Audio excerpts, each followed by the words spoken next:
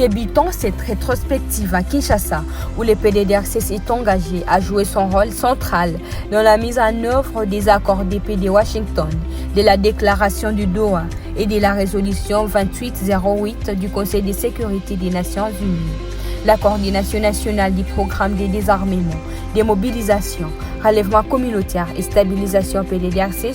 avait organisé le mardi 30 décembre 2025 à Kinshasa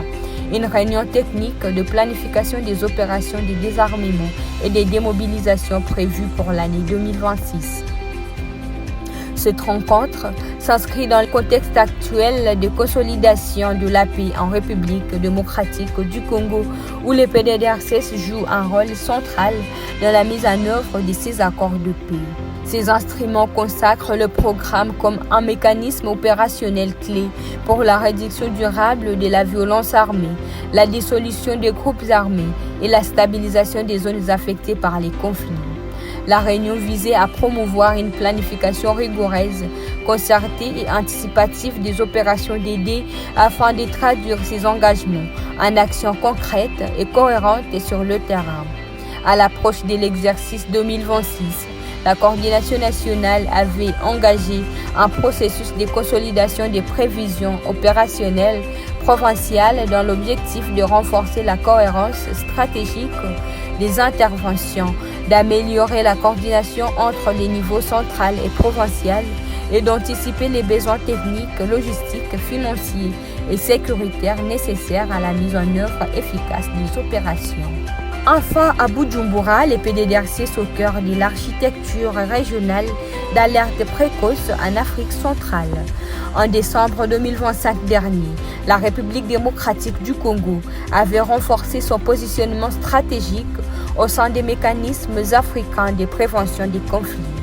À travers la participation active du programme de désarmement, démobilisation, relèvement communautaire et stabilisation PDDRC au séminaire régional de renforcement des capacités sur l'analyse des conflits, l'intégration des droits de l'homme dans l'alerte précoce tenu à Bujumbura du 9 au 13 décembre 2025, le pays avait réaffirmé son engagement en faveur d'une paix durable fondée sur les droits humains. Organisé conjointement par l'Union africaine à travers son département paix et sécurité, le Haut Commissariat des Nations Unies aux droits de l'homme, la GIZ et UNITAR, avec l'appui financier des partenaires internationaux tels que le FCDO britannique, la Banque mondiale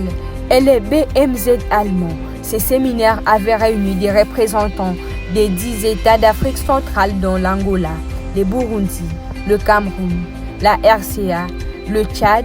la RDC, la Guinée équatoriale, le Gabon, la République du Congo et Sao Tomé et Principe. Une approche fondée sur les droits humains au cœur de la prévention des conflits. Les échanges de Bujumbura ont mis en évidence une conviction désormais partagée au niveau continental.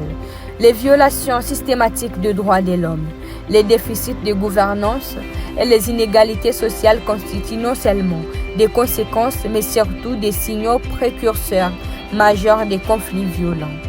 L'intégration de l'approche fondée sur les droits humains dans le mécanisme d'alerte précoce apparaît ainsi comme un levier stratégique pour passer d'une gestion réactive des crises à une prévention proactive conforme à la Charte africaine des droits de l'homme et du peuple, à l'acte constitutif de l'Union africaine et l'agenda 2063, notamment son aspiration.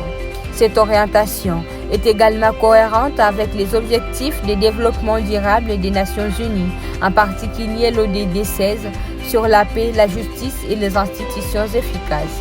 À cet égard, le Conseil de paix et de sécurité de l'Union africaine avait à plusieurs reprises exhorté les États membres et les communautés économiques régionales à intégrer pleinement les droits humains dans l'analyse de l'alerte précoce et la diplomatie préventive. L'expérience congolaise du terrain à la stratégie régionale, représentée par le professeur Jean de Dieu Désiré Ntangantita, coordonnateur national du PDDRC,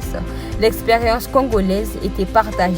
fondée sur l'ordonnance présidentielle numéro 21 par 038 du 4 juillet 2021 et la stratégie nationale du PDDRCS avril 2022. Cette expérience démontre que la sortie durable de la violence armée passe par une articulation étroite entre désarmement, réintégration communautaire, restauration de l'autorité de l'État et protection effective de droits humains, en particulier ceux des enfants et des groupes vulnérables. Les cadres de concertation pour la paix en appui au programme CCPAP constituent des surcroît des outils uniques pour l'ancrage communautaire de l'expérience congolaise.